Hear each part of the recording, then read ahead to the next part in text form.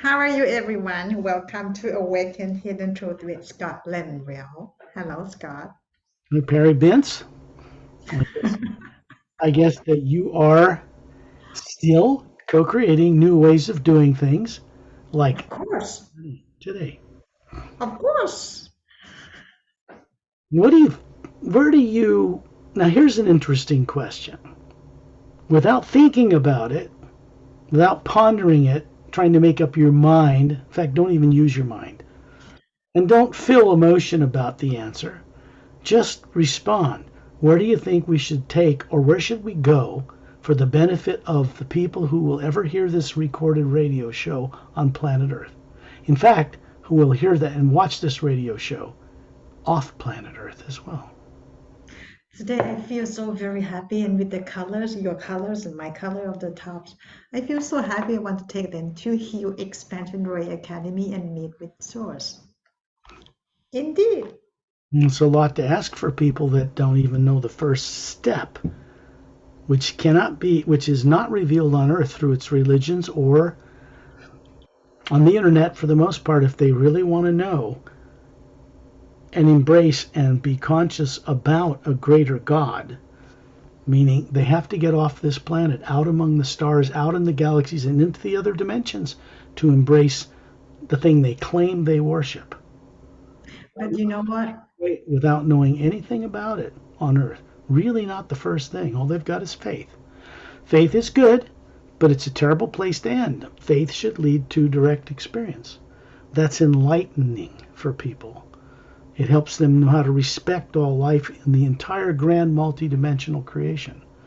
If all they can do is barely respect their neighbors, how do they expect to go home, which is not on Earth, and become a co-creator with the source prime creator, what they call the supreme being itself? Because that's why they're on Earth, ultimately, isn't it? We have many videos, so people can always go back and watch it anytime, go on a journey anytime, to get more experience and to really understand about your work and to get their own direct experience. When we talked about, and it's a good answer, but when you answered, it's like saying, let's go to the ocean of sound and light, many dimensions above the Hue Expansion Ray Academy or Satnam's realm, which is on the other higher side of the void. And what's below that is the etheric, mental, causal, astral, and physical worlds. There are many parallel dimensions in each one of those. Those are all in the physical universe of time and space on different molecular time rate levels. They are not home. They will not complete a journey of a person to be free from being unconscious and running a body on Earth with little or no memory they used to have of lives in other worlds and higher planes where they came from. To recover that, a person has to begin to drop fear enough to enough of a degree to have enough courage to trust in the core of their own being and the source behind all life, to jump out into the omnipresent living force out there, travel on it, and go back home to the source. And have that experience while they're still alive on this planet. Because that changes everything for that being. No matter what's going on Earth, that being begins to change in constructive, uplifting ways, whether the rest of the public will notice it, recognize it, or just be afraid of it, want to attack it. Because that's the history of Earth. They attack higher things they don't understand out of fear. The things that are going on this planet are taking place right now because the leaders of certain countries are in terrifying fear of losing power they've abused, people they've lied to, money they've stolen. They're doing this to try to protect their hoard. It's not going to work. No tyrant in history has ever survived long enough to take anything with them, and their lives are generally fairly short. Their civilizations came and went like dust in the wind, and still people on Earth don't learn this. So they still keep trying to do the same things people have done for millions of years, not just tens of thousands. And it's kept them running bodies on a planet like this with very little awareness of what they are, that isn't a body, and what their purpose is, and what their co-creative destiny is, why they even exist. If people do not find that out while they are alive on this planet, they've pretty much wasted an entire lifetime. Again. So I want to put that up because if I don't, who will?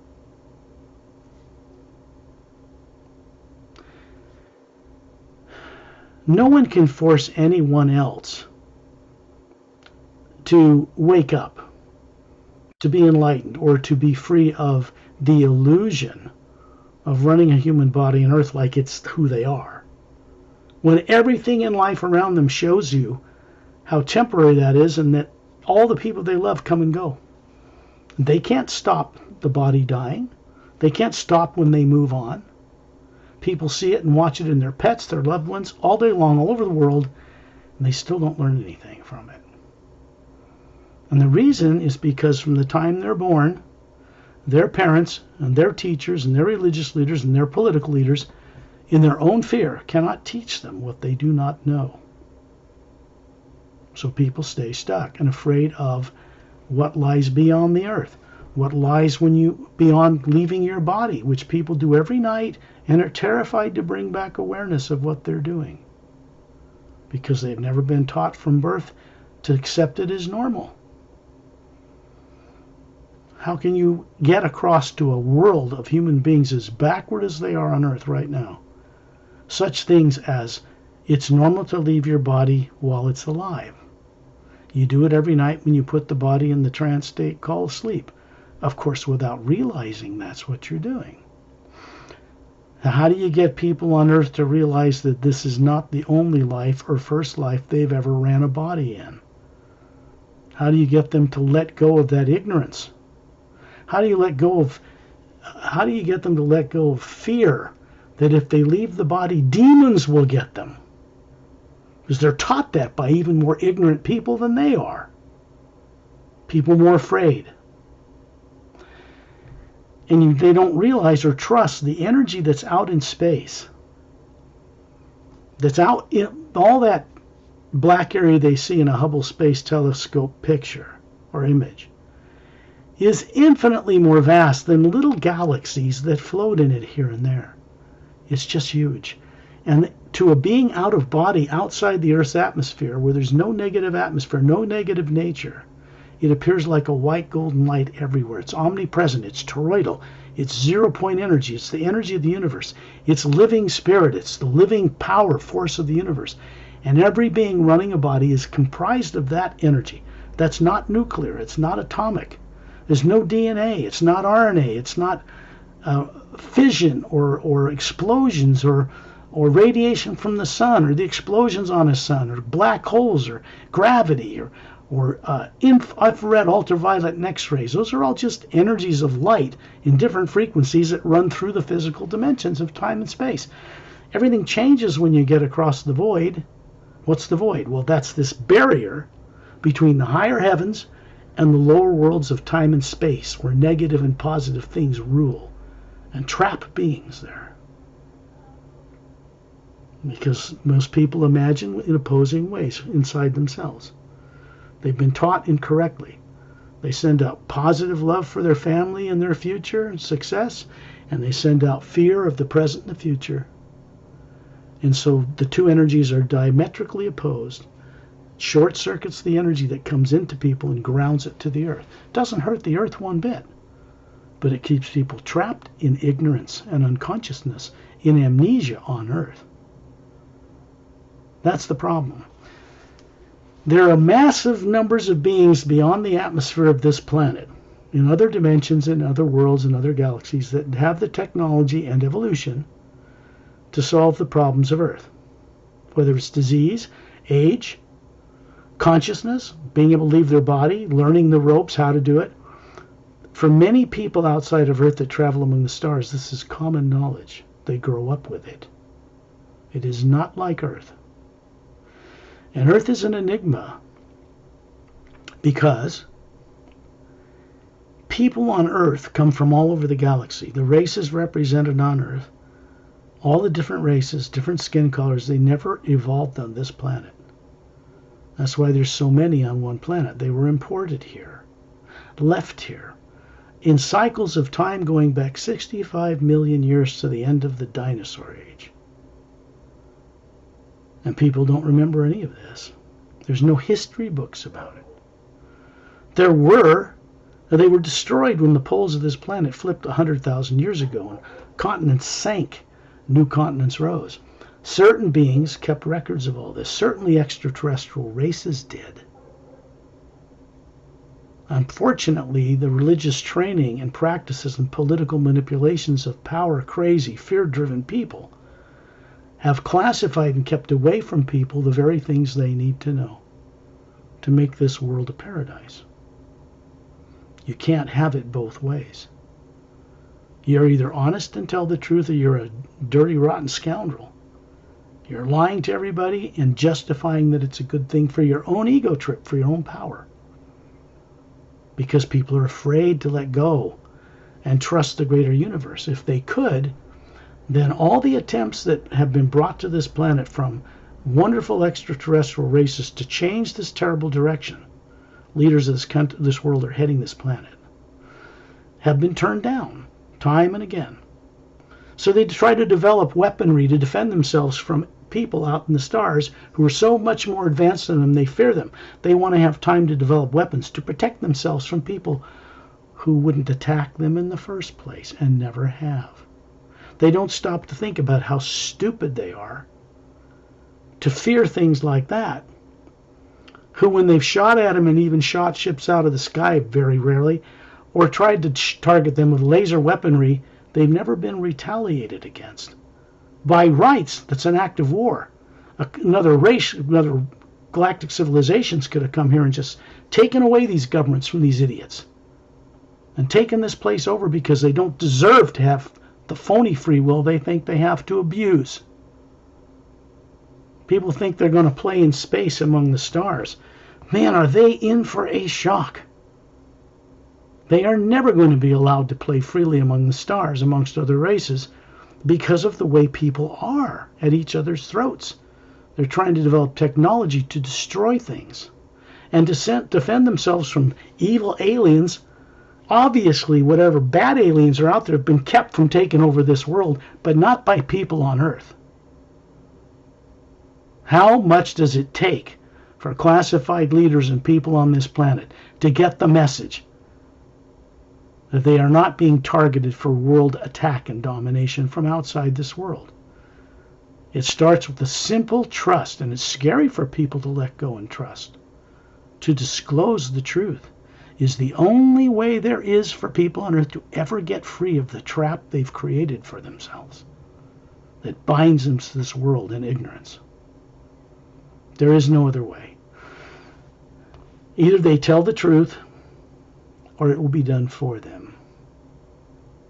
They've already been informed of this at the highest levels of classification on this planet. They know they can't play among the stars and go plant Chinese and Russian and American flags on other people's property out there and just greedily lust up the resources. Do whatever they want with it. It's not going to happen.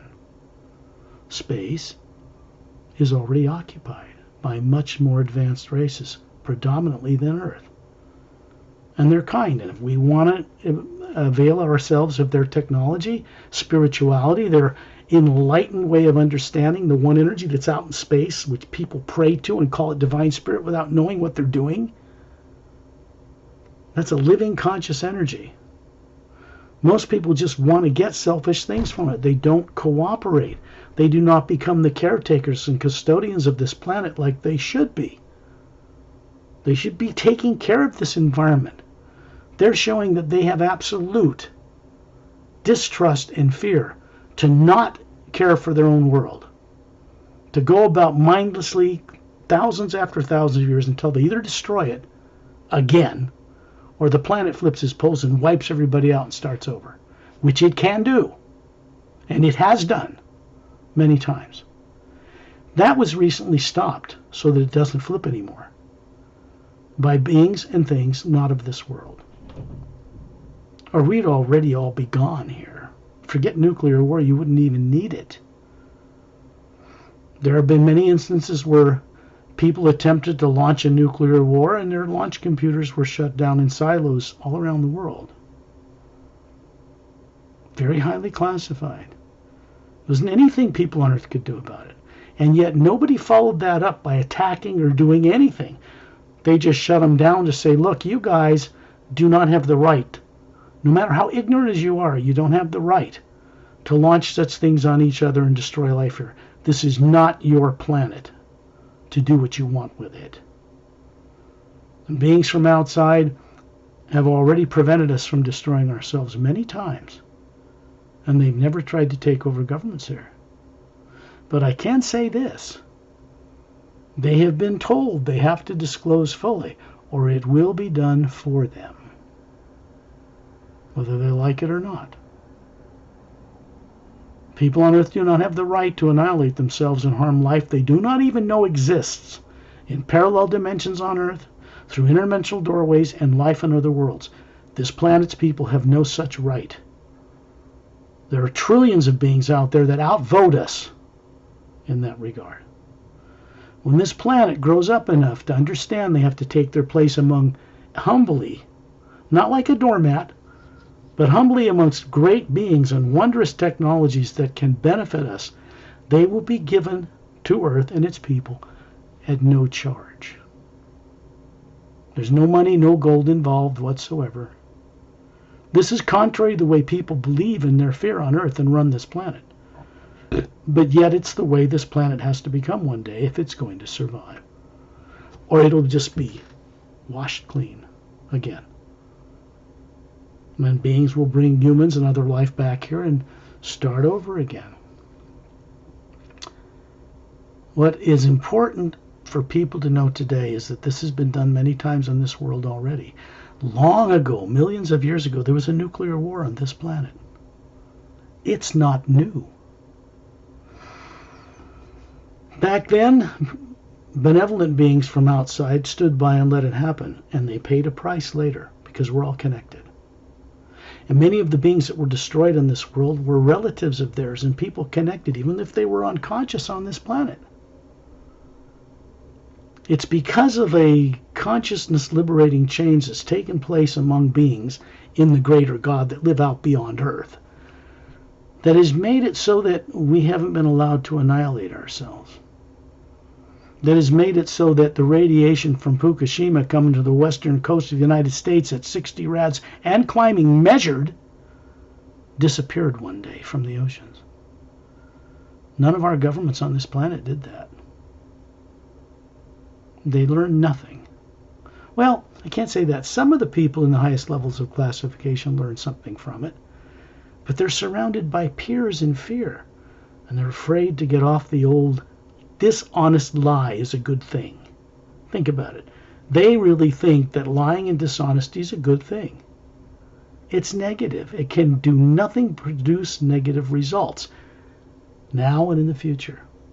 And when they learn that lesson, they'll either do it voluntarily or they'll have to go through some changes to get it.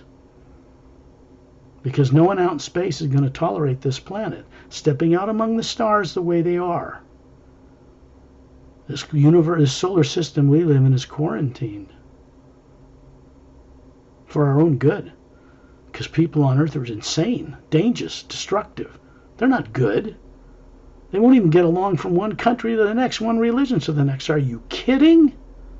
They really think in their grand arrogance they're going to be able to go out and do whatever they want out there and pollute everything else? No. So, we who come from other worlds, we who come here, run bodies here for the benefit of people here, are only here temporarily. This is not our home. We're not staying in this madness. Maybe one day, at some point, it will be transformed and we can come back here as friends, land all over the planet, and really help this place change. For real. There'll be a time on this planet where money will not even be wanted or used. It'll be outlawed. That's how a lot of races among the stars live right now. So what does Earth and its people have to do to play among the stars? It's not like you see in Star Trek. Warp-driven radioactive cores traveling among the stars, polluting everything. No. No. It isn't what people on Earth think it is out there. The greater God is out there. And it has its one way of doing things. And we need to cooperate with that. This means cooperating with the omnipresent living power, it's one energy, that moves through all of the multi-dimensions, through all the galaxies, through the poles that run through the center of galaxies that come to Earth, through the sun, through the planets, through the electromagnetic fields, what we call toroidal fields. On Earth they call them toroidal fields. It's an electromagnetic field that surrounds all bodies, human, Earths, suns, moons, galaxies, groups of galaxies, dimensional levels. It's just a gigantic place. And people on Earth have the potential to play in it, but not the way they are. That's not going to be tolerated. It is the way things are changing out in space and the way they're changing on Earth. So I need to say this because when I'm doing it, I'm saying it telepathically, not psychically. This is a communication link between the spherical nature of the being I am running this body and the spiritual nature of beings running their bodies on Earth, even if they don't remember this. Because we're telepathic beings and we're multi-dimensional capable beings. It means that we run a physical body like this, higher molecular time rate, in the emotional plane where all emotion comes from. We're running a life there called the astral plane for some people on Earth. Causal plane, next one up, second heaven. Mental plane, third. Etheric, fourth. You get into the void in the fifth, and you're up in the fifth and higher realities. And there are many higher realities above the void known to certain esoteric groups on Earth. But if they're taught there's nothing beyond the void, they will not imagine going beyond the void, and divine spirit they pray to will not make them go there or take them there either. It's reciprocal. We're meant to be trustworthy co-creators with this force. That force out in space is non-molecular, non-nuclear. That's why they called it the God particle when they first discovered it through the CERN super collider in Switzerland. The huge Hadron Collider, I think it's called. These guys smash particles together at nearly the speed of light to see reflections of energy that's behind things. That's how they discovered there's something out there that doesn't obey the normal laws of physics, because it isn't nuclear. It is energy, but it's not as it's known on Earth. On Earth, they don't know what this is. They call it zero-point toroidal energy, the energy of the universe. And the things that they've discovered about anti-gravity and advanced weapons and all of that came from beings who cooperate with that energy because it teaches them. And other races and other worlds teach each other in it. And they learn how to travel faster than so-called limit of the speed of light easily, because they're working in an energy field that is not limited by the laws of gravity or light, as it's known to people on Earth. They're not limited by dark holes. They're not limited by interdimensional doorways. So the real nature of beings running bodies and craft that travel the stars has to do with the cooperation of that one energy out there that they know how to label, but they're ignorant completely about what it is or how to work with it. Many races out among the stars beyond Earth know how to work with it. They could show us how to do it easily, effortlessly. But we have to want it. 7 billion people on Earth right now are too ignorant to even think about it. Maybe 10 million at most have sincerely explored UFOs or extraterrestrials, tried to do anything about it, and that's suppressed. It's classified. But 10 million people is a drop in the bucket out of 7 billion, isn't it? It's not a lot of people. Something's energy is going to sweep this planet. It already has begun in order to get those numbers up so that it can change without being self-annihilated. Okay, that's a lot said in a short period of time.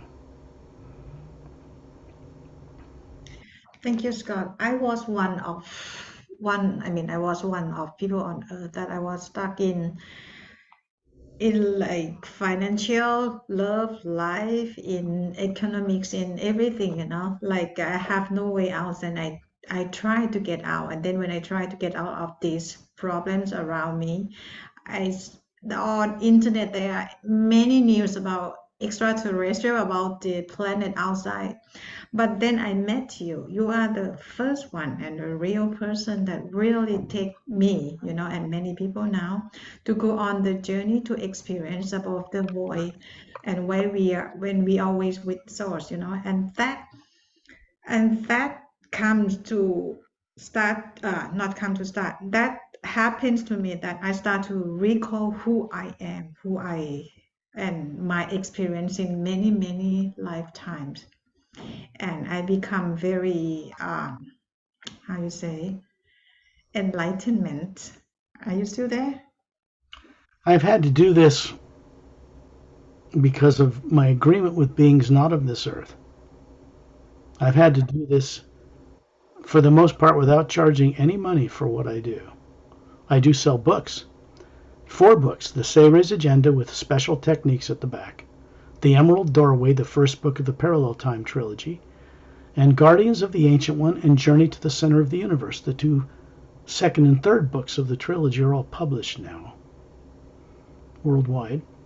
So they serve as a kind of a doorway into a type of energy that moves through them and around people to help them remember what they're terrified to know, to help them have a safe way to recover what they've been afraid to step toward.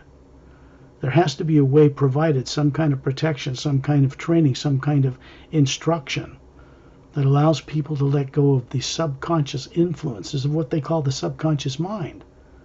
If it's subconscious, it means you're not aware of what's influencing your nervous system. When something outside stimulates it, it takes control. It's like an implant, a program, a holographic 3D image of everything that's negative. Those things were done to people that are on Earth today at some point before they were born here by the misuse of technology, by the misuse of people that were once trusted to co-create with the source itself. That's been stopped outside in space. But the effect has been left on people on this planet, and it's obvious. They're doing what they're doing because they're terrified of losing whatever power they think they possess. They've never possessed any power. Power is not theirs to possess. It's theirs to become a custodian or caretaker in trust with it. It's not theirs to hold on to like they own it. Nobody's ever been able to take anything with them when the body stops working. Not their kingdom, not their gold, not their body. 80 years, it's a blink. 80 trips around the sun, you're out of here. And that's what people think life is for? To live in ignorance and stupidity and afraid of everything and then die? That's what most people think. This is God's gift. It isn't. The source behind life had nothing to do with that directly. We did. All of us. Not just on Earth, out there among the stars and in different dimensions. It's called the failed experiment of good and evil. It is not a successful experiment. It is a failed experiment. And sooner than later, many beings not on Earth have begun to realize that if we want this to change down here, like you see on Earth, it has to first change out there among the stars so that greater, more experienced beings can help us get through this. If they left us to our own devices, the leaders on this planet would have already annihilated all life here. They've tried to do it 12 times, I know of. And they were prevented from doing that. Nobody said hello. Nobody threatened anybody. Nobody blew up a base. They just said, no, you can't do that. We're not going to let you do that. You do what you want, but grow up, will you? You want to play among the stars with other races? You got to be able to respect them, or you're not going to get anything from them. Maybe some of their old technology dribbled down to see what you do with it. See if you abuse it. or whether you'll do kindness with it. Right now, they're not pleased with what people have been given them, what they've given people on this earth. They're already abusing it every day. So they're not giving anymore. Do you understand why? Right. You just answered it, because they're abusing what they were given already. So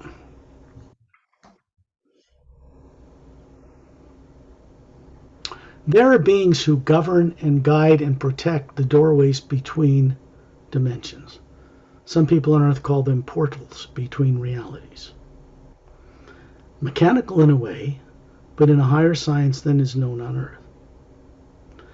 And these interdimensional doorways exist not only in many places around the Earth that lead to places far out in space, even to other worlds and other dimensions, but the center of our galaxy leads to not only galaxies below it in a lower vibrational field, but into galaxies above it, stacked on top of each other. Higher frequencies of time rate, all the way up through the planes, until they get to the etheric plane, which is made of very fine matter, mostly this omnipresent hue, this omnipresent first sound, this omnipresent living force saturates the etheric plane. A little bit of positive and negative there. Not so much. And then it goes into the void where there's no positive and negative. It's a pure positive energy. It's not opposites. And it goes up into the other planes this way.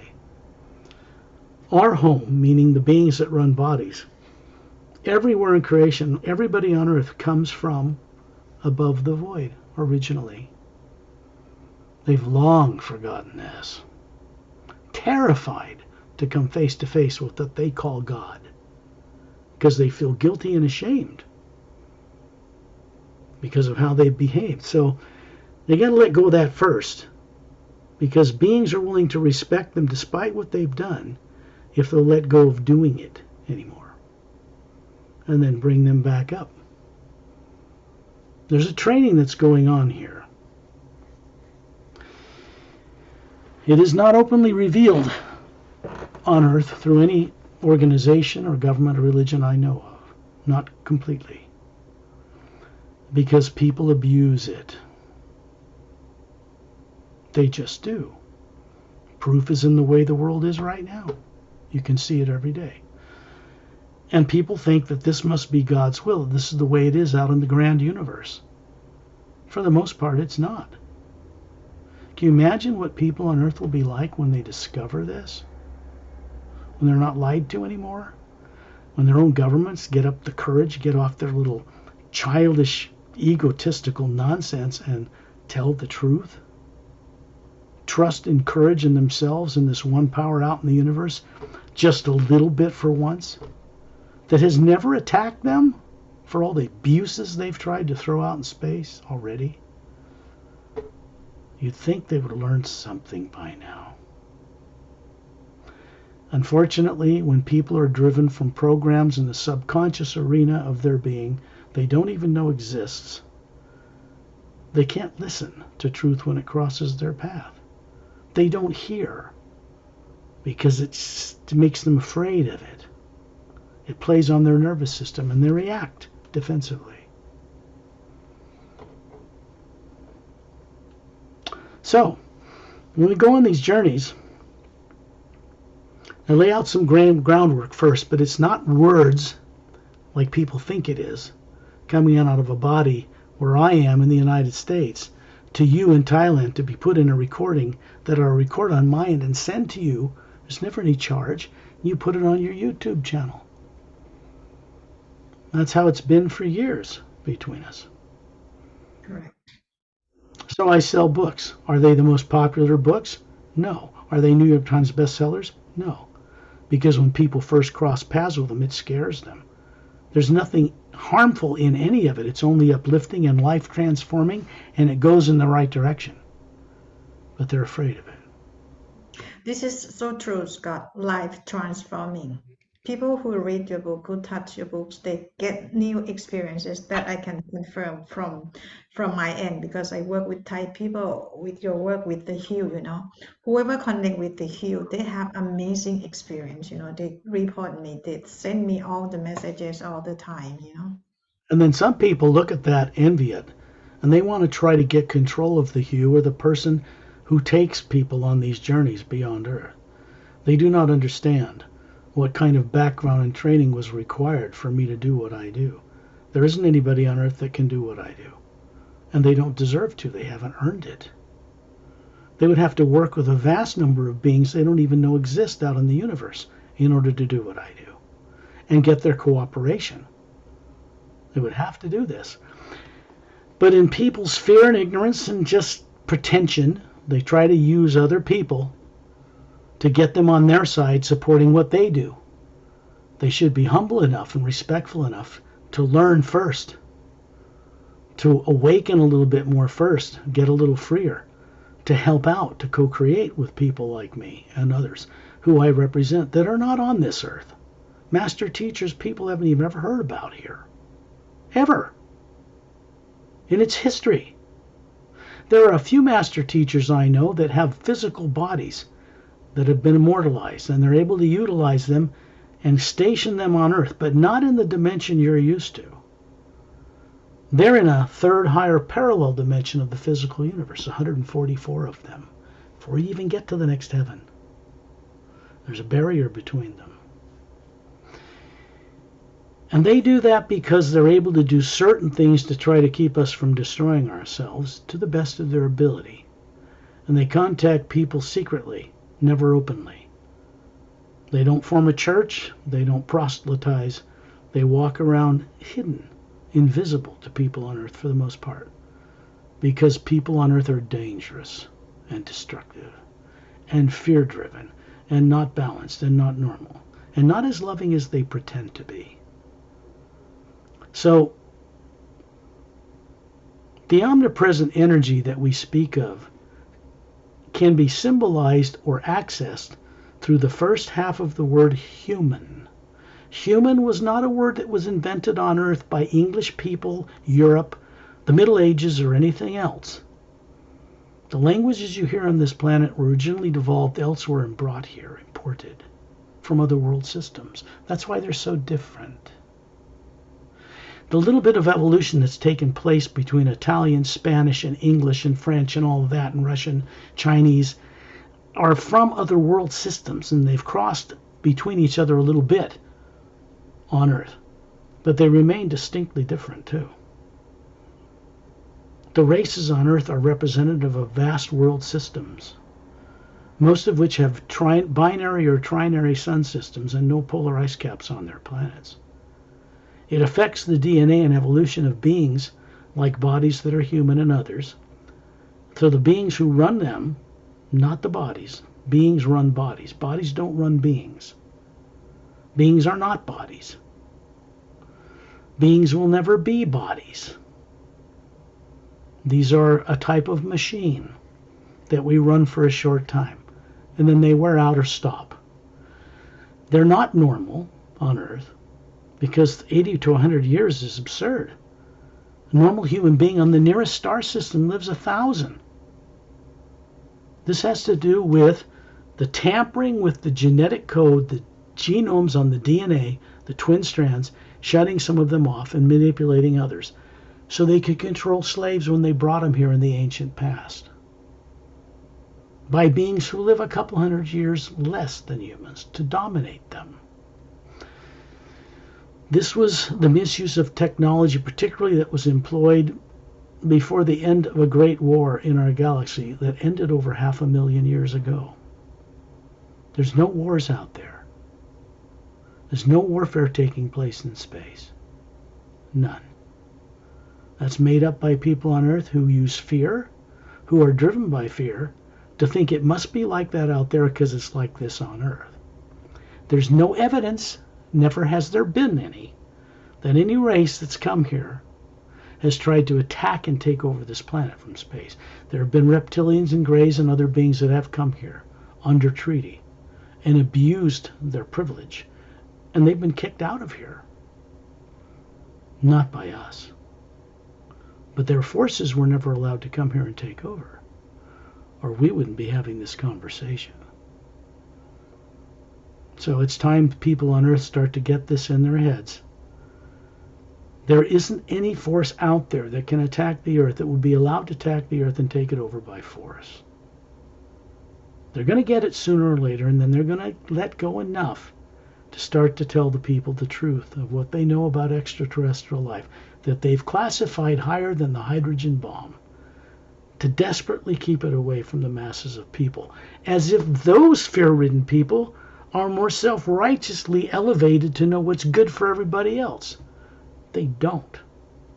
They're even more in terror than we are. That's most unfortunate. Because no one's threatening to kill them for all the evil or fear-driven actions they've taken. They are offering to set them free of such drives. And they've been paranoid to accept that too.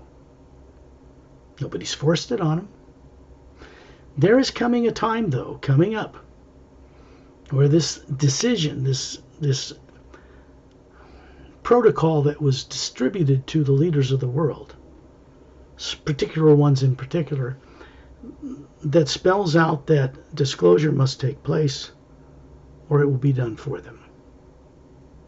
That would put leaders of countries in quite an embarrassing predicament when all the people on Earth suddenly find out how they've been lied to and manipulated.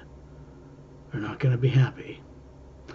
But it's also being orchestrated to take place in a way that doesn't allow masses of people to become rioting maniacs, slaughtering everything they think was their enemy. Because usually they're so misdirected they'll kill the wrong people anyway. They don't know who the hidden government is running this planet, so they'll kill all the current leaders. They won't get to that hidden government that way. That has to be done from off-world. People on Earth are not conscious enough, have not dropped fear enough to be trusted with the responsibility to not destroy this planet, because they're doing almost everything they can to do exactly that, aren't they? And yet they haven't succeeded yet. Okay, so let's go on a journey.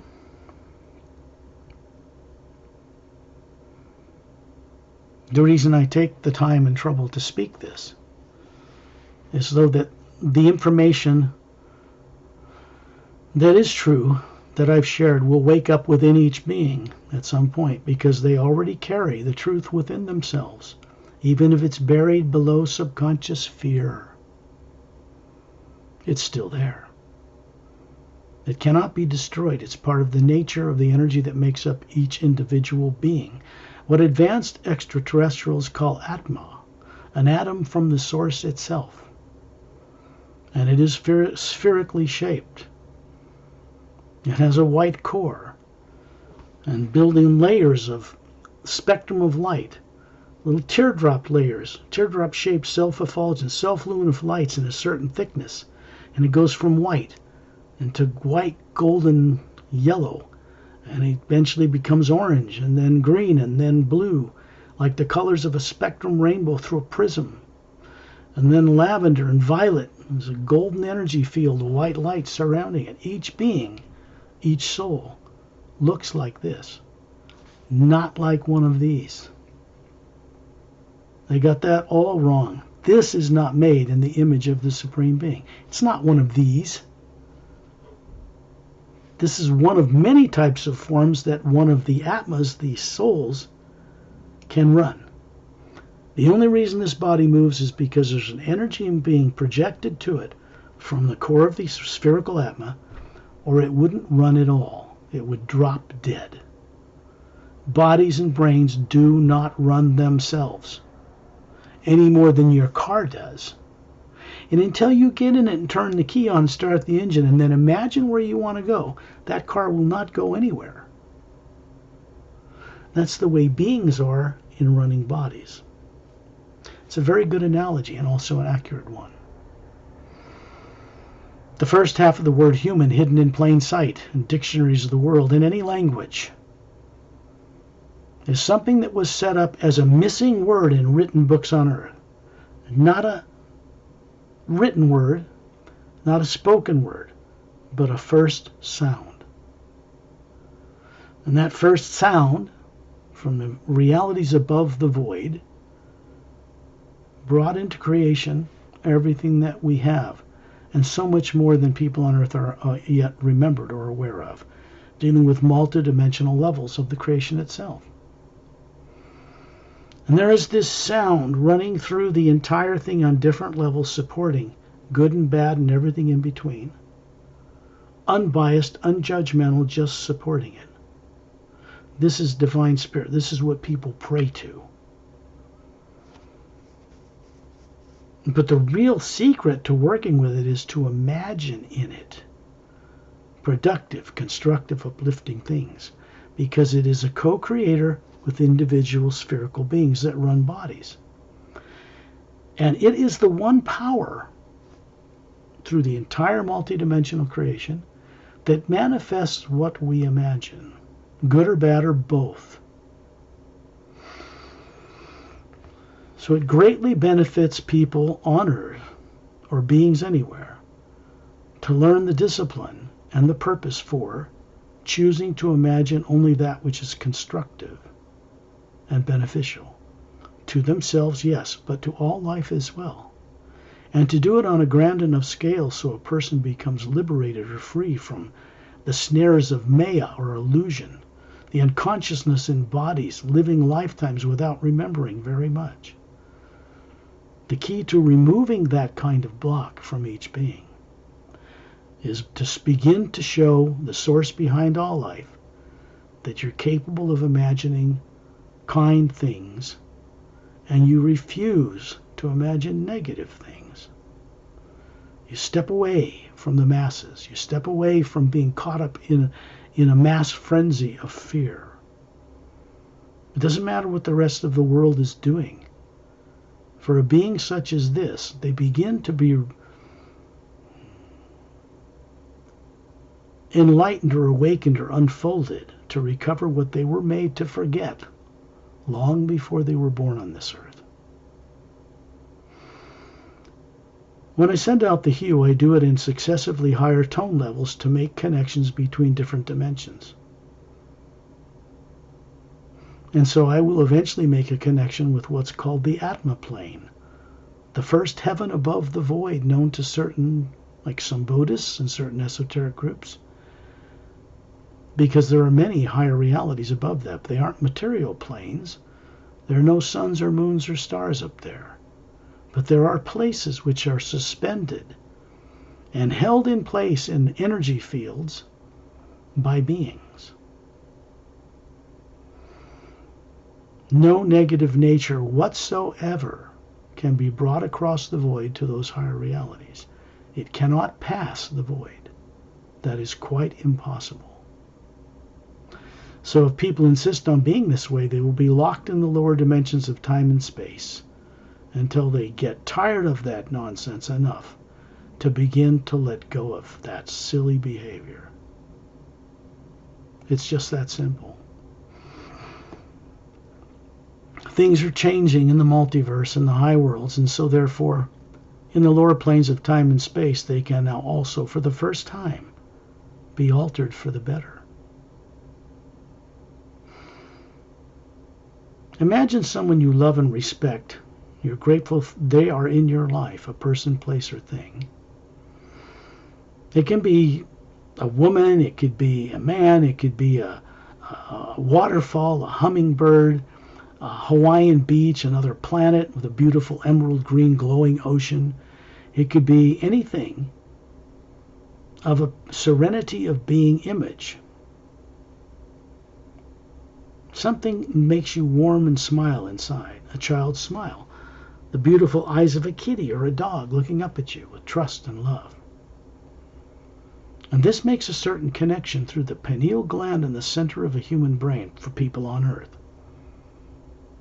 because that is the controlling gland through which the Atma, the soul, the real you, runs the body and makes it animate, work, move around. Bodies do not have a battery charge on their own to run themselves. The source of energy to run a brain and a body and a nervous system comes from the Atma, which is often hovering above a body without it even remembering it's doing this.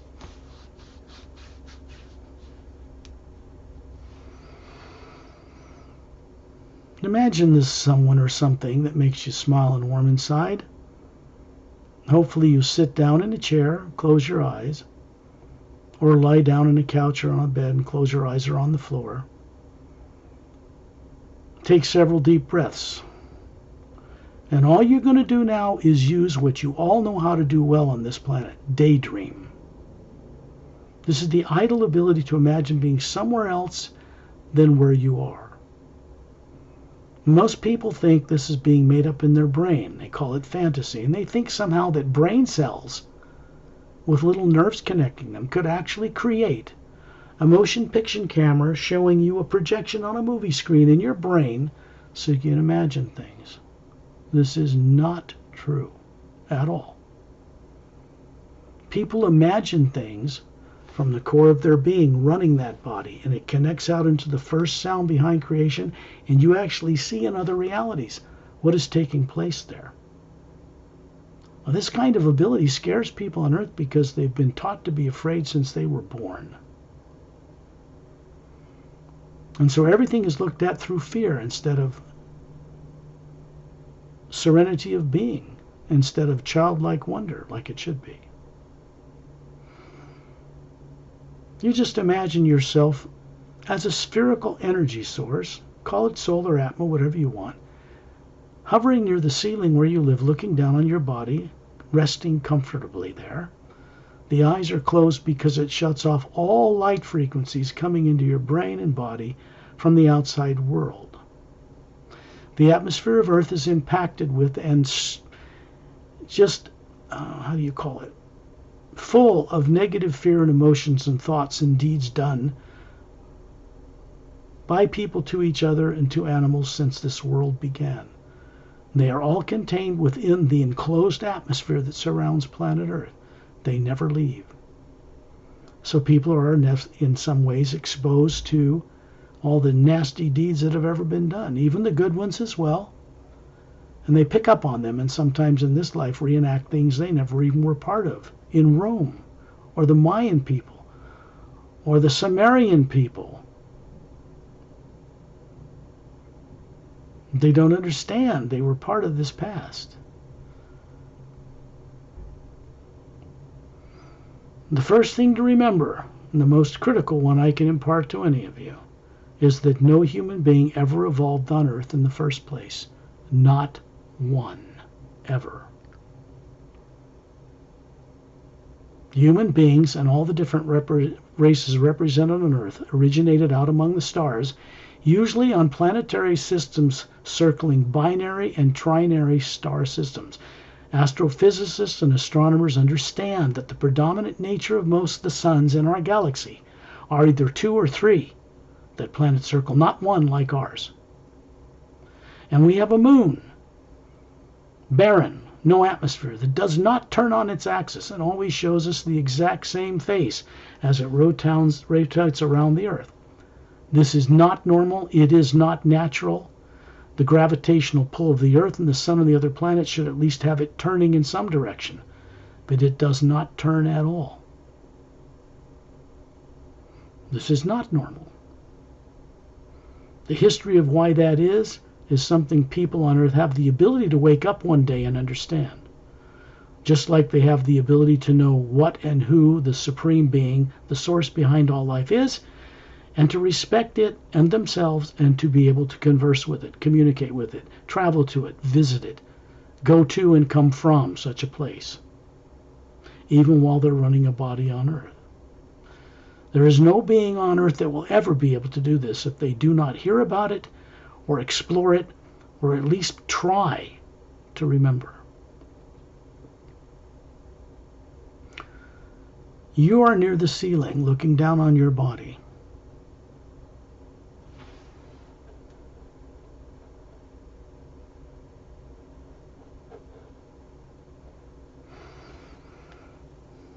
You're just daydreaming it. You're just imagining what it would be like.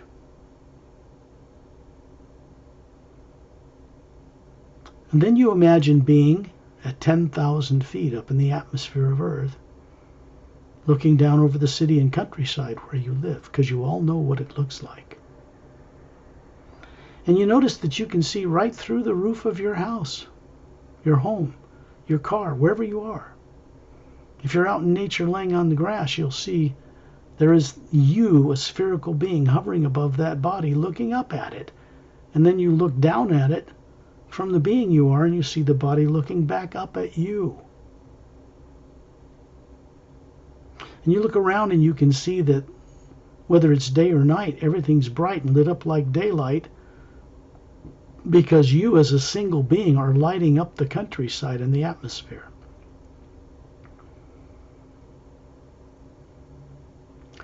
And you find yourself in space. That's right, outer space. Outside of Earth's atmosphere, out in the so-called void, which it isn't. And you're looking down on Earth and you can see the beautiful oceans and the land masses and the polar ice caps and the moon that's meteor cratered and doesn't turn on its axis. No atmosphere to speak of, and it revolves around the Earth, always showing us the same face. You can see a yellow sun in the distance, and you can see there's an energy field around the Earth, the moon, and the stars, above and below you, and you are floating in a circle of beings around a friend of mine who volunteers to be a central focal point for these journeys. He is not from Earth, although he was human, and his name is Ambassador Torellian. And you realize that you are looking at an energy field that surrounds everything that is a white golden light. And it's rumbling, it's humming like thunder, but it's not scary. There's no lightning. And it moves through you and around you and under you. It's moving everywhere all the time, this sound. It is not a physical sound of matter, time, and space. It doesn't push air molecules so you can hear it. You perceive it as the Atma. You are hovering in a circle. You are a round being of energy. And in front of you, a little lower, is a body that looks just like yours. About 36, flawlessly healthy, perfect in every way. It is made of the same energy as the white core of your being hovering above it. And it's the way you show your original source characteristics and uniqueness to other beings. And they are showing you their physical form at about 36 in a circle around this being who's 18 feet tall. The body he's showing us is made of pure energy. It looks like a physical, like a Greek god. Big blue eyes and slightly pointed ears like an elf, and blonde hair flowing down to his shoulders.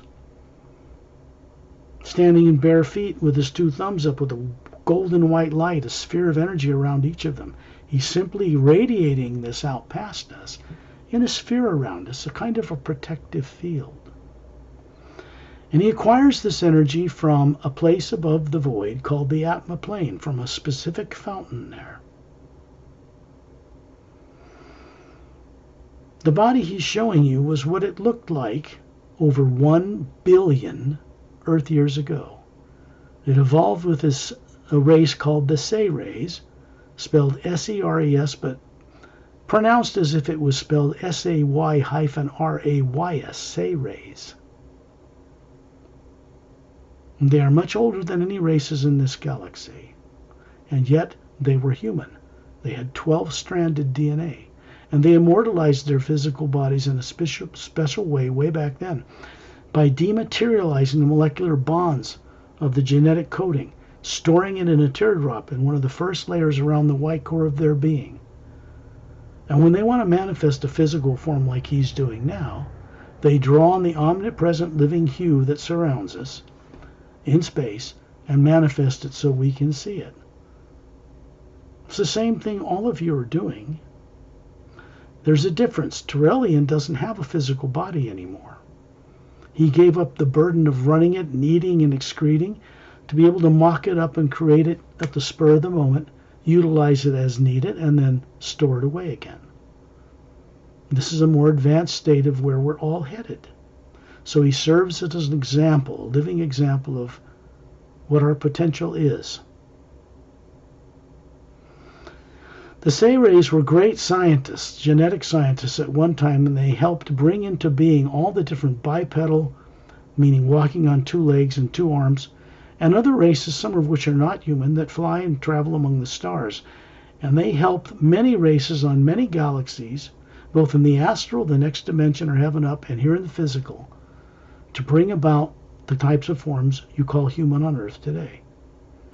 And they evolved them into higher genetic capability so that beings could run higher faculties of the Atma, that they are, not the body, through that physical nervous system and superstructure. Out here in space, you get to remember all this. You don't have the negative influence, misdirecting influence of what's in the atmosphere of planet Earth. So this is why we get above the Earth and go out into the one omnipresent living force that some scientists on Earth and quantum physicists and astrophysicists will now call toroidal energy or zero-point energy, the energy of the universe, what you might call divine spirit. It is a living conscious force. And although praying to it in constructive ways can be good, it is far better to imagine wonderful new things in it and to imagine where you'd like to go in it. And then it will co-creatively, as it is the one power, bring that projection into manifestation. As individuals, we do not manifest anything. We imagine. It's one of the greatest creative capabilities, like the source behind all life has, because we are comprised of exactly the same elements on a smaller scale, like a drop of pure water in a mighty ocean. And so we have the same creative potential as the Supreme Being itself, but on a smaller scale. And we are learning, or we should be learning, how to be co-creators with that source, to be trustworthy custodians and caretakers of worlds and galaxies and planets and dimensions, to help other beings, less fortunate, less evolved, become more than they are. This is what we should be doing. People on Earth are not doing this. They don't remember enough to even pretend to do it. And if you look at the condition of the world, they're not succeeding at doing it. Out here, when you look at this so-called black void of space, you see it as a white golden light, and it vibrates under your feet. It has a sound like thunder, but soft and soothing. And you can look out in space and see billions of stars, giant blue, young, hot white stars, medium stars, and suns bigger than our sun that's yellow, and large red giants, and smaller red dwarfs, suns that are nearing the end of their life cycle. There are planets around all of them, beyond count. When you're out in space looking at your own neighbors, you're looking at a greater God than what you've been taught to understand on planet Earth. That training has kept you bound to the surface of the world with little incentive to know what's beyond it through your own direct experiences. Out here you are safe. You do not feel cold. You do not feel heat. You don't feel radiation from the sun because you are not comprised of nuclear material. You are not RNA. You are not DNA. You are not molecules. You are not atoms. You are the energy and part of the energy that supports all of that.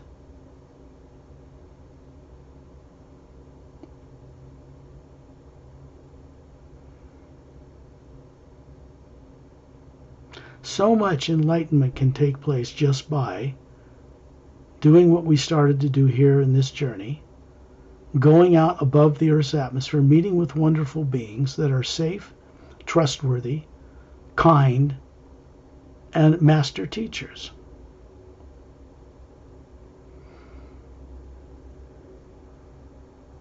If you wish to know what the source of your original embarkation is, where you left billions of years ago to start playing with bodies in the lower universes of time and space, go with us on this journey.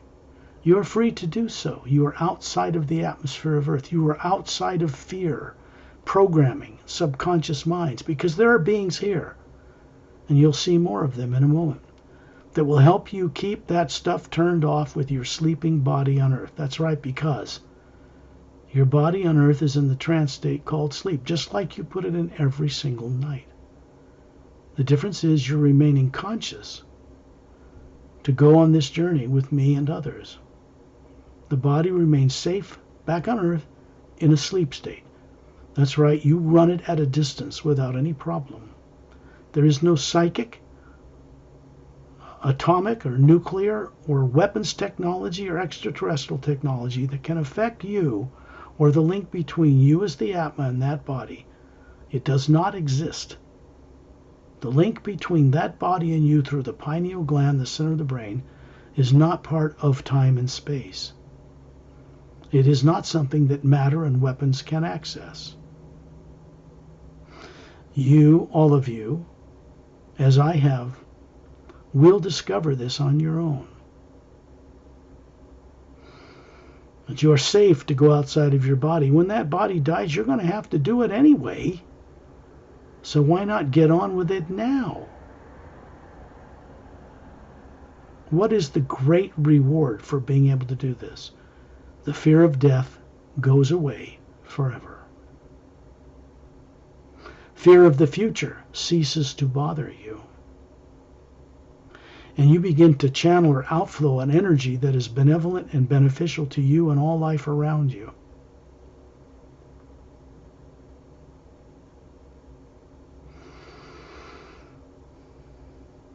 We are looking at the stars out in space of the Milky Way galaxy. You suddenly find yourself around Turelian and several other master teachers, who I will introduce, way up in the white golden light of space that looks like a black void to you in a Hubble telescope picture. And it's not. And you are hovering way up above the Milky Way galaxy. You see it way down below you. Everywhere around you, above and below, is a white golden light.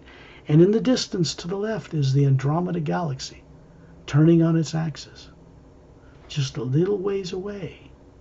And off in the distance, many other galaxies receding into the distance. And you are looking down at the white core, the very center of the Milky Way galaxy, and you can see a shaft of white golden light pouring upward and downward below it, constantly in motion.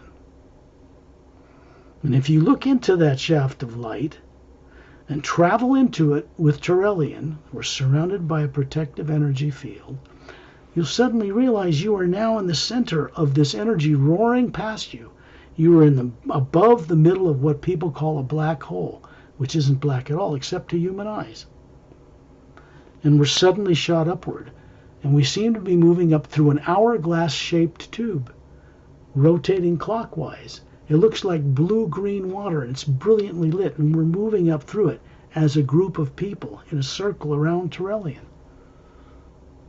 There are other teachers here. One is named Master Ramu. One is named Master Opelum. Ramu has a short cropped curly beard, short cropped curly hair, kind of a rugged, swarthy, dark-skinned face and coal black eyes, and maroon robe and sandals and a simple staff he holds. It's a quartz device about 6 feet tall, crested with what in Egyptian history was called the Ankh, symbol for eternal life. It's like a vertical oval with a hole in it with a cross. It's a symbol for him. And to the right of Turelian, standing inside the circle of us surrounding them, is this Master Opelum. He has pale blue skin, emerald green eyes, jet black hair to his shoulders, slightly pointed ears. Looks to be a man about 40 years of age in a kind of a single-piece uniform. And he's pointing under his neck, and you can see 3 little gill slits there on each side. Otherwise, you wouldn't notice them.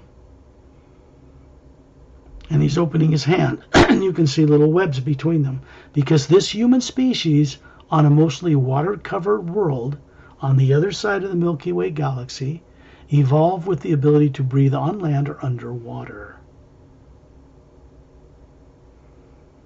And yet the genetic coding is still so close that we could mate with them.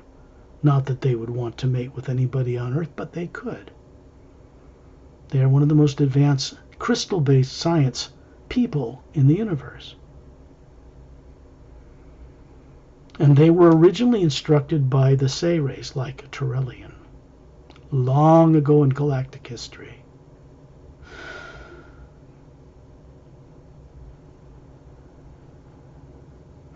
There are other beings here, a man and a woman, or male and female. They look like a man and a woman, about 36 like you, standing to each side of us.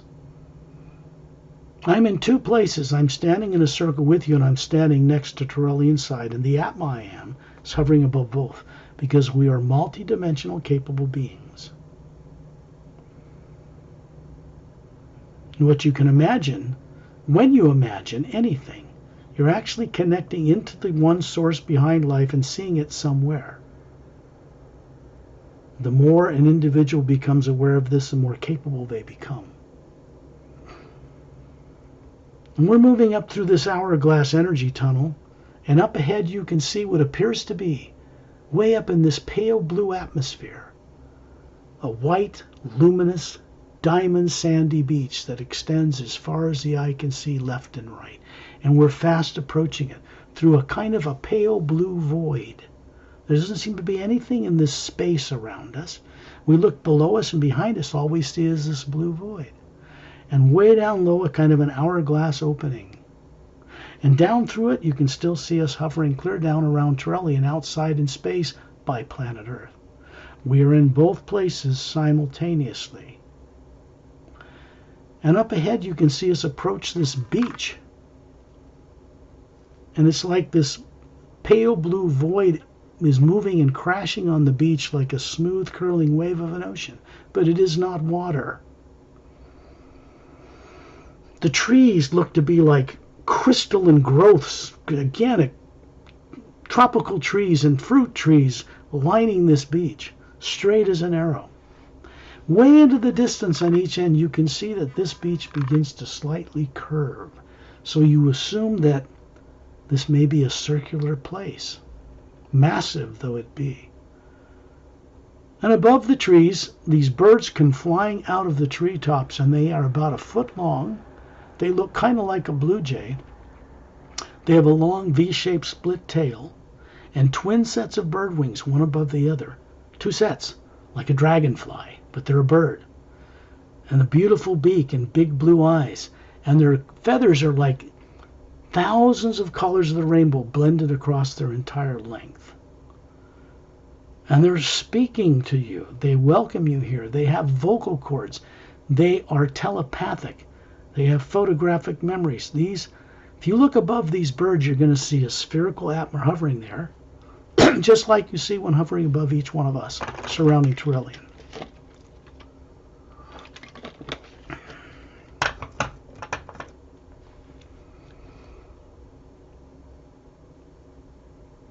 They're just simply here, dozens of them, in parallel rows to greet us, and then they fly off and go back to the trees. And we're going to move over the top of this jungle as a group of beings surrounding terrain, like stars around the center of a galaxy. And we're going to move over the top of these trees until you begin to see in the distance, the distant countryside, a long, straight, snow-capped, glacier-covered mountain range. Very fine, much finer than on Earth. And a palatial estate along the base of those mountains, and huge Greek-type steps, hundreds, thousands of feet up to pillars that go into an interior.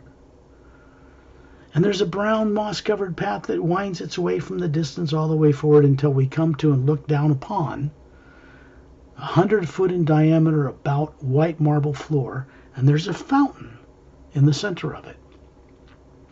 Surrounding it are 7 concentric circles of botanical gardens. And standing beside this fountain with his right hand on it, with his left hand up, is a being named Satnam. He looks to be about 36, ageless, bald head, bronze skin, like an Indian from India, but he's not. 2 gold bracelets on his upper arms, little white tunic dress from his waist down to his bare ankles, bare-chested, strongly built, firm, radiant, glowing, golden eyes, gold colored.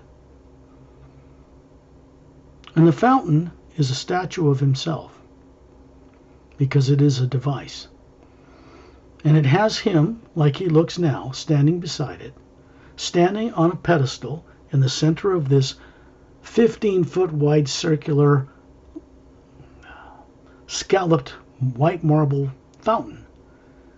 And he's got his hands to his side, pointing down and outward, and the white golden light coming through the top of the statue's head is pouring out his hands, filling this bowl, cascading over the edge in its scalloped edge pattern in a smooth, even sheet. It drops into the floor of the ground.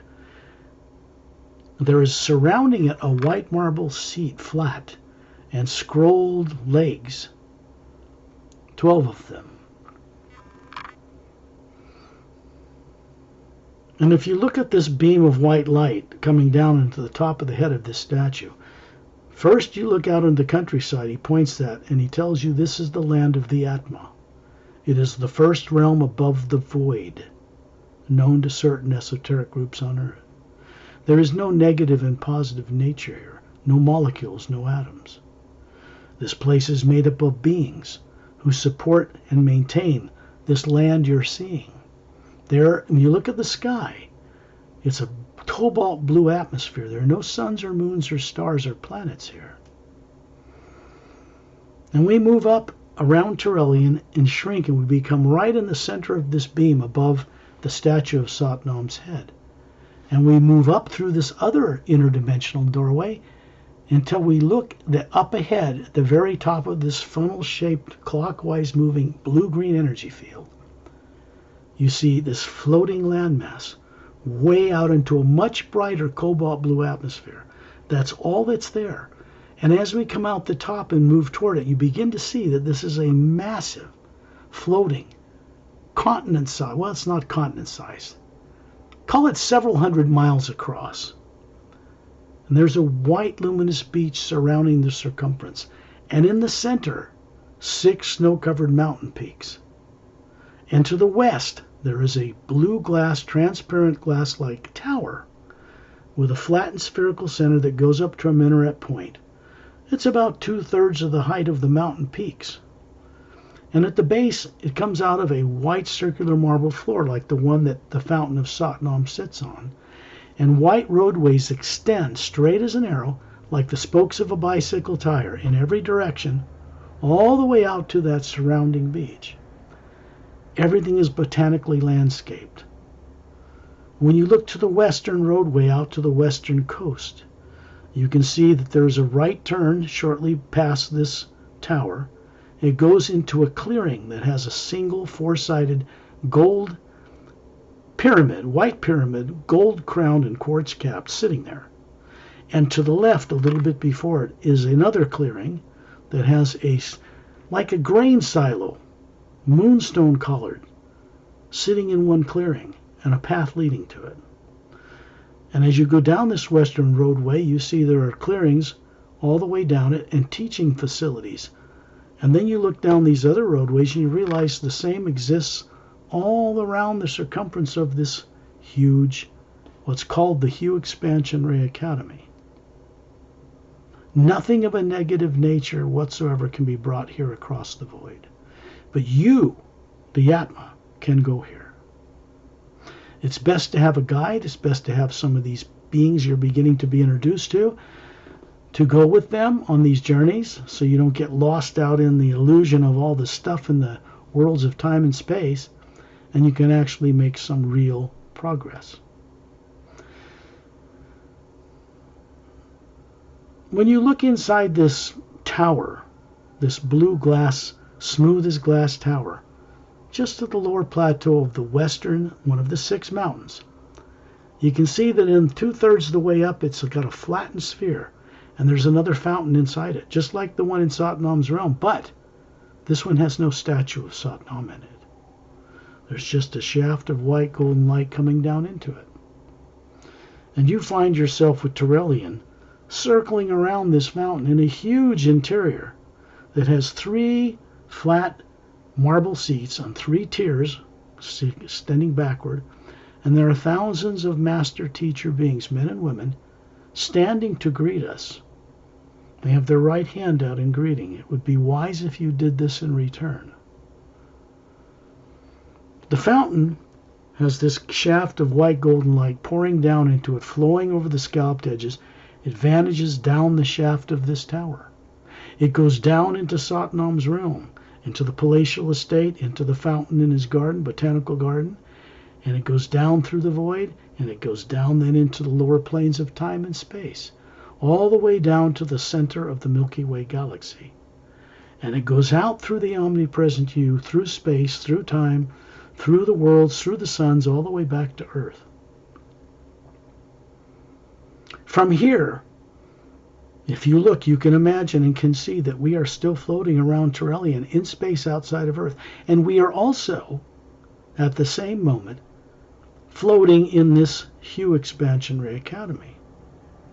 It is built, particularly built for a specific reason, between the fifth plane of the Atma plane and the sixth realm. There are many higher realities that go all the way up to what we call the ocean of sound and light. That is a source from which all beings emanate. Supreme Being, Prime Creator, the Ancient One, whatever you wish to call this.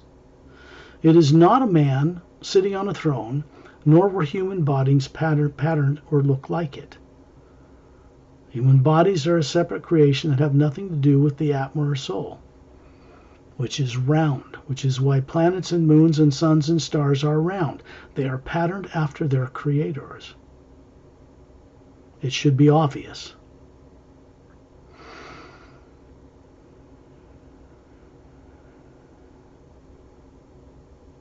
When you move into that energy field, the shaft of white gold light, inside this flattened spherical area of the Hue Expansion Ray Academy Tower, you go up another funnel of light until you are suddenly in this higher cobalt blue atmosphere, looking way down on this little floating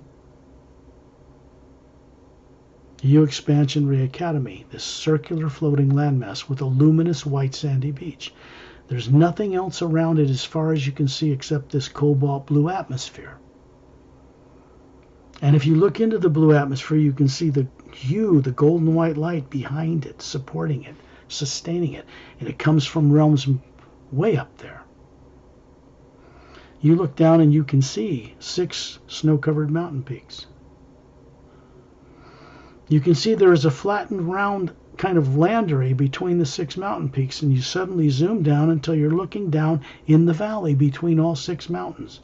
And you can see a white marble-like island surrounded by blue-green glowing water and beautiful trees around it. And in the center of it is this 4-foot-high lapis lazuli, a blue stone laced with gold, about 4 feet high, and above it is a 4-foot diameter transparent crystalline sphere and a blue radiant star in the center of it. Down into the top of this sphere is a shaft of white golden light. And we go into that light as a group of people. Time and space has no relevance here, and we appear like a dime in the center of it, compared to the size of a dinner plate. And we're actually spiraled upward until we come out into what looks like an even brighter cobalt blue atmosphere surrounding what looks like a galaxy of stars, surrounding a void. There's something very bright and luminous in the center of it. And as we move through these beings that make up what appears to be stars, but they are spherical beings, moving in a circle around this center, we suddenly pass through it into a big void in the center. And on an island, a white island, floating there in the middle of it, is this majestic being. And we start approaching it, all of us, in a circle around Turelian. And as we approach it, it gets bigger until we realize this is the source behind all life, Prime Creator. I do not call it a supreme being because that implies kings and queens and tyrants and rulers. No. And you look at your own being and the beings sitting above the bodies of the group of people that have come on this journey, including Turelian and Ramu and Opelim, and you realize you look just like that ancient one. It's much bigger. We're like a marble the size to a basketball to it. But it has twice as many layers of these teardrop-shaped lights running the spectrum of light to a white golden exterior.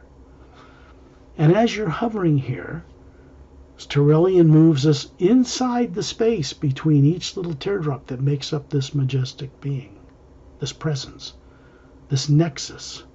It is a center where all Atmas in all of creation throughout the multidimensional universe connect. And it has a voice, and it can speak with you. It is not an individual being like we are. It is a focused nexus of all beings collectively together. And we look the same, are made of the same elements as it. Same creative potential on a smaller scale, like I said before, like a drop in a mighty ocean of pure energy. And so you move inside it.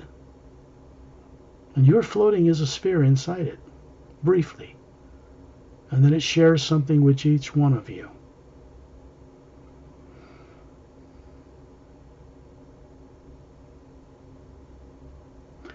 Then you find yourself now hovering in the void, looking at it, hovering above its island.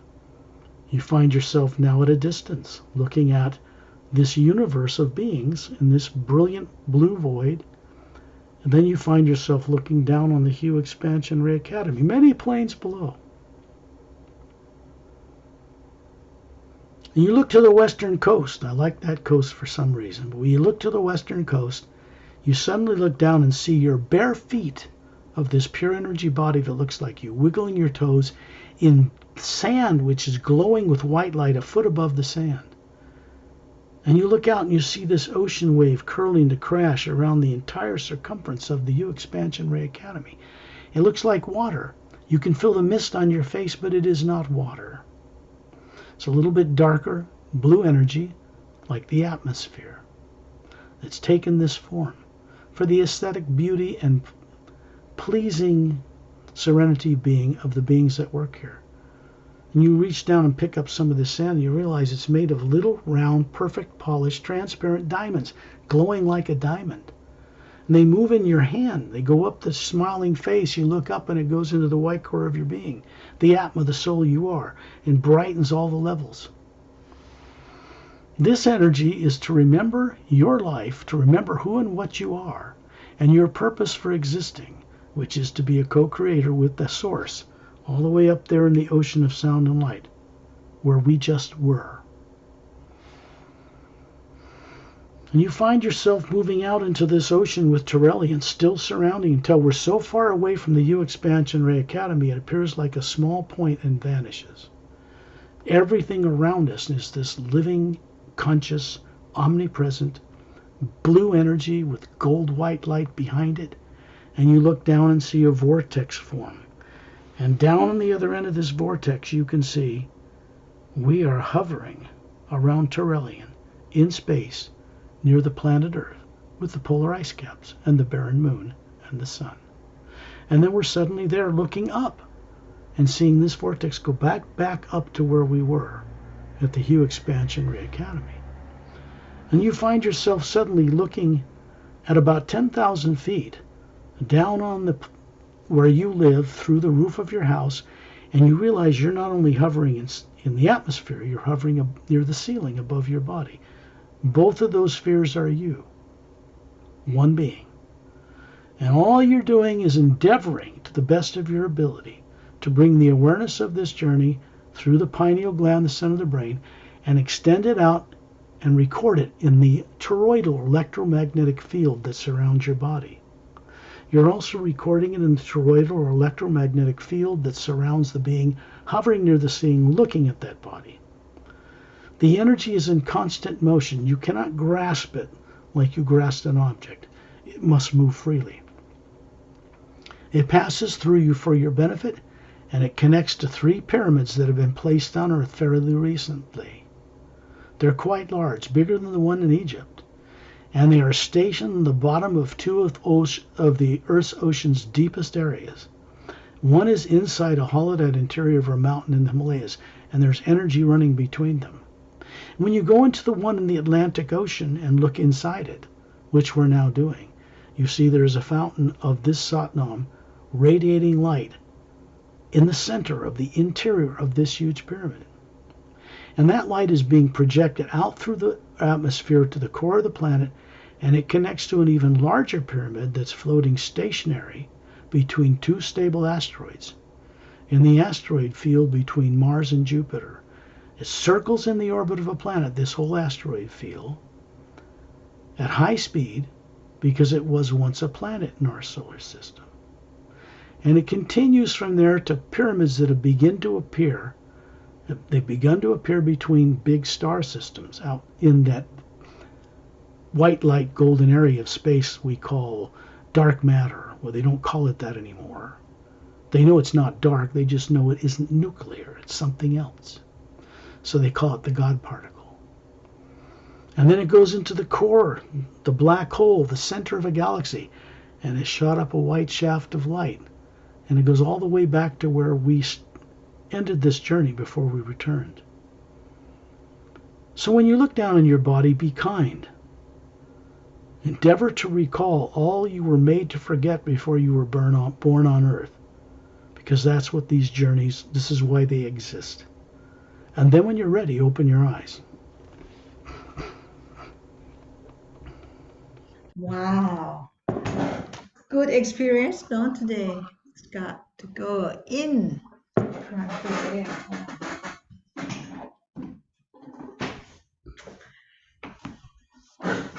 Yes.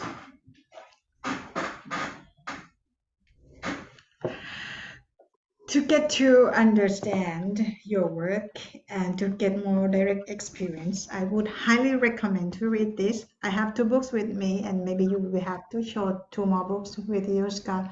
The Ceres Agenda and The Emerald Doorway. Well, yeah. Guardians of the Ancient One. Yes, and Journey to the Center of the Universe. I have 2 with me. You show 2, please.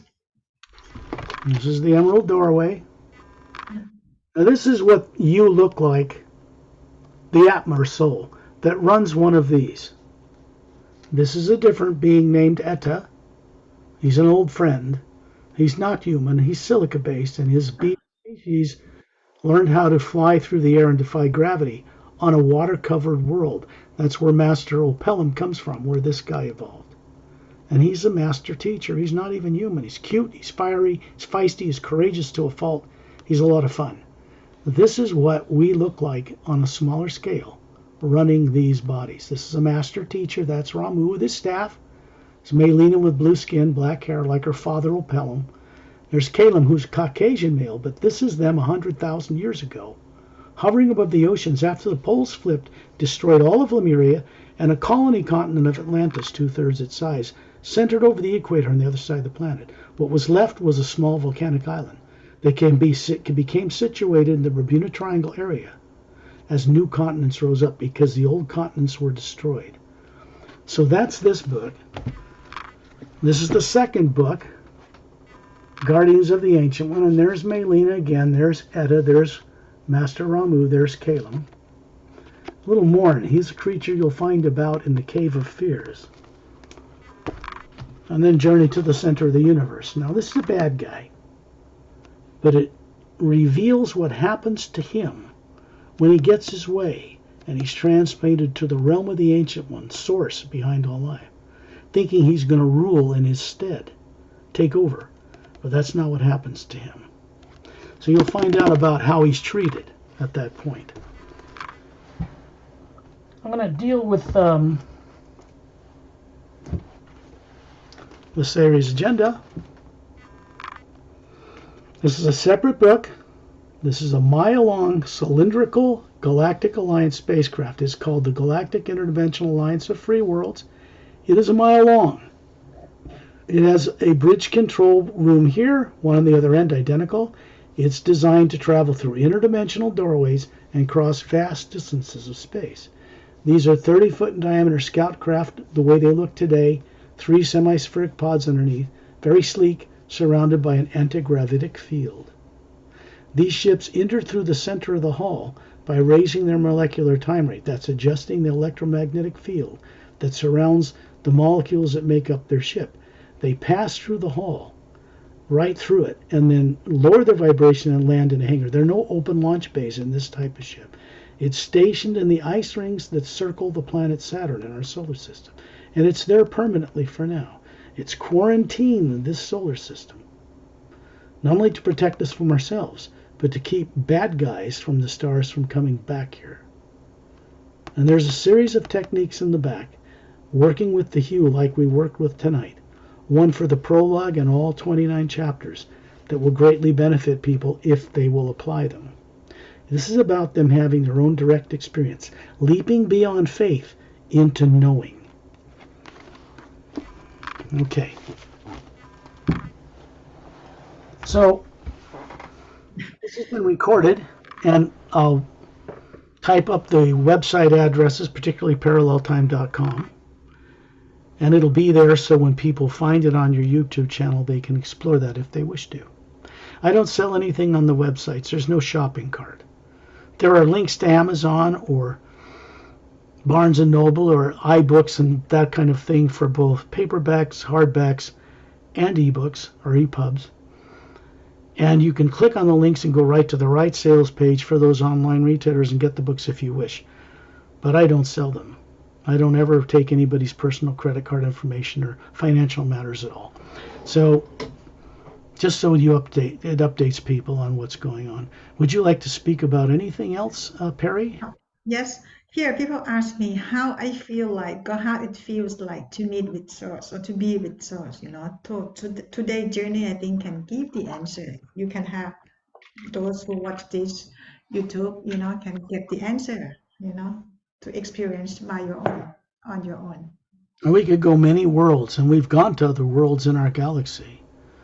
Very highly evolved human and humanoid worlds like Zetornami, which is near the galactic core of the Milky Way galaxy, not in the center, near it. And it is a trinary sun system, known in astronomical and astrophysics terms, quantum physics. They know that the center of a galaxy they call a black hole. They're beginning to discover that it's not what they thought it was. They're very hesitant to speak about it publicly, but they know that there is an energy out in the universe that is omnipresent and it's conscious. What they call toroidal energy or 0-point energy in the universe is something that we can connect with, contact, speak with, imagine with, and go on journeys with it like we did today. So when this recording gets on your YouTube channel, people can play it back a second time in the privacy and sanctity of their own being, their own home, when they won't be disturbed for a couple hours, and go on the journey again. Like at a time of day when they won't be sleepy and they're alert and awake. They just sit somewhere, close their eyes, take several deep breaths, and play back the recording. That will be very beneficial because people will remember a lot more of what took place that they likely will not be able to recall having come back from this journey right the first time. Okay, thank you, Scott. Thank you, everyone, for watching, and see you again next time. See you again next time, Perry. Thanks for having the courage to do it. Somebody's got to do it. Thank you.